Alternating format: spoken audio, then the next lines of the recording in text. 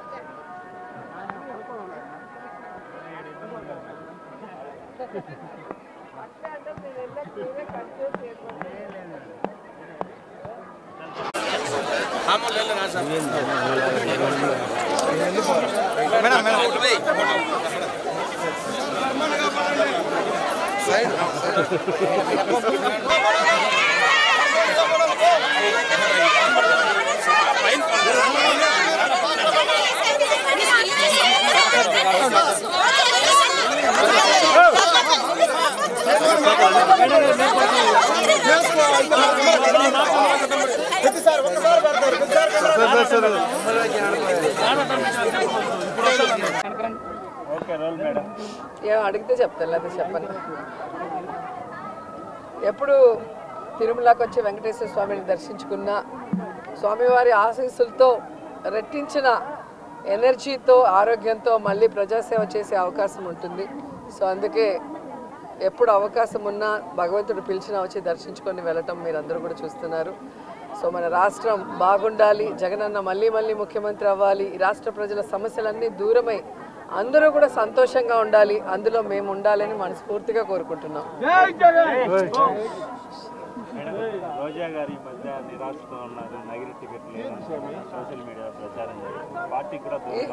ఈరోజు మీరు పేపర్ తిప్పేసి చూస్తే తెలుస్తుంది. ఎవ్రీ డే గడప గడపకి పల్లె నిద్ర చేస్తూ ఏ విధంగా ప్రజలకి అభివృద్ధి కార్యక్రమాలు భూమి పూజలు చేస్తూ తిరుగుతున్నారో మీరు చూస్తున్నారు. అలాగే క్యాబినెట్ మీటింగ్స్ కానీ లేదా పార్టీ కార్యక్రమాలు ఏవైనా కూడా ఎప్పుడూ ఫస్ట్ వరుసలో నేనే ఉంటా. అండ్ ఈరోజు పచ్చ ఛానళ్ళు తెలుసుకోవాల్సింది ఒక్కటే, వాళ్ళు ఎంత దిగజారిపోయారంటే వాళ్ళకి 175 కాన్స్టిట్యున్సీలో క్యాండిడేట్లు పెట్టడానికి క్యాండిడేట్లు లేక వైఎస్ఆర్సీపీలో ఎవరైనా గొడవ పడితే బాగుంటుంది, ఎవరికైనా సీట్ ఇవ్వకపోతే బాగుంటుంది, మన పార్టీకి వస్తే వాళ్ళకి ఇద్దామని గోతికాడ గుంట నక్కల్లాగా ఎదురు చూస్తున్నారు. సో వాళ్ళకి నేను చెప్పేది ఒక్కటే, మా పార్టీలో ప్రజలకి ఎంత ప్రేమ ఉందో జగనన్న మీద అంతకి రెట్టించిన ప్రేమ మా అందరికీ ఉంది.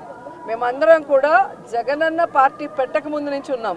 మేము అలగటాల్లో కోపపడటాల్లో ఏమీ ఉండదు. జగనన్న ముఖ్యమంత్రి అయితే మేమందరం కూడా ప్రజలకు సర్వీస్ చేసే అవకాశం మాకుంది కాబట్టి ఆయన ముఖ్యమంత్రి అవ్వడానికి మేము 100% పనిచేసేవాళ్ళం. రెండవది, ఎవరి నియోజకవర్గాల్లో వాళ్ళు ప్రజలకి అందుబాటులో ఉన్నారా లేదా, సర్వేల్లో వాళ్ళు గెలుస్తారా లేదా అనేది అందరికీ బుక్స్ ఇచ్చారు, డిస్కషన్ కూడా అయిపోయింది.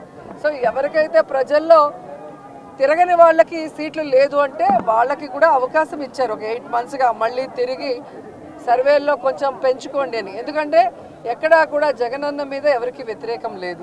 ఎందుకంటే దేశంలో ఏ రాష్ట్రంలో ఏ ముఖ్యమంత్రి చేయనటువంటి విధంగా, ఈ ఆంధ్రప్రదేశ్లో కూడా గతంలో ఏ ముఖ్యమంత్రి చేయనటువంటి విధంగా ప్రతి కుటుంబంలో ఎంతమంది ఉంటే అంతమందికి సంక్షేమాన్ని అందించారు, ప్రతి గ్రామ వార్డులకి ఈరోజు అభివృద్ధిని అందించారు, అలాగే వారికి ఆరోగ్యాన్ని అందిస్తున్నారు, వారి బిడ్డలకి ఈరోజు విద్యను అందిస్తున్నారు, ప్రతి ఒక్కరికి గౌరవంగా ఇళ్ల పట్టాలు ఇచ్చి ఇల్లు ఇస్తున్నారు. ఇంతకన్నా ఏ ముఖ్యమంత్రి దగ్గర ఎవరేం కోరుకుంటారు?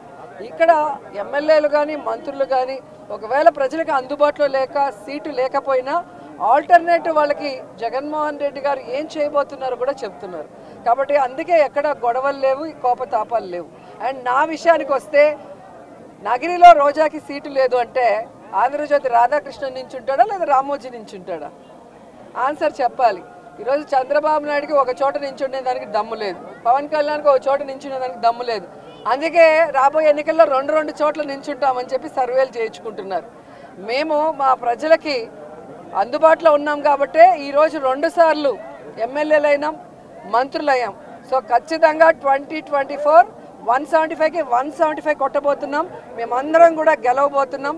మళ్ళీ ప్రజల ఆశీస్సులతో ప్రజలకి సర్వీస్ కూడా చేయబోతున్నాం అనేది పచ్చపత్రికలు తెలుసుకోవాలి. ఒకవేళ నగిరిలో రోజాకి టికెట్ నిరాకరిస్తే ఎటువంటి పరిస్థితి? బీసీ నేతకి ఏమన్నా అవకాశం ఇస్తే? ఎవరికి ఇచ్చినా నాకు ఇబ్బంది లేదు. నేనైతే జగనన్న సైనికురాల్ని, జగనన్న కోసం నా ప్రాణమైన ఇస్తాను. అనేక సందర్భాల్లో చెప్పని రాసి పెట్టుకోండి. అండ్ ఎవరైతే సునకానందం పొందాలనుకుంటున్నారో రోజాకి సీటు లేదు అని ఒక స్టోరీ లేసి, అది మీకు కొన్ని రోజులకి మాత్రమే సునకానందం. మా కార్యకర్తలకో నాయకులకో ఎవరికి కూడా బాధ లేదు. ఎందుకంటే వాళ్ళకి నిజం తెలుసు నాకు సీటు ఉందని. ఒకవేళ సీటు లేదని మీరు ఆనందపడినా కూడా నాకు ఇబ్బంది లేదు.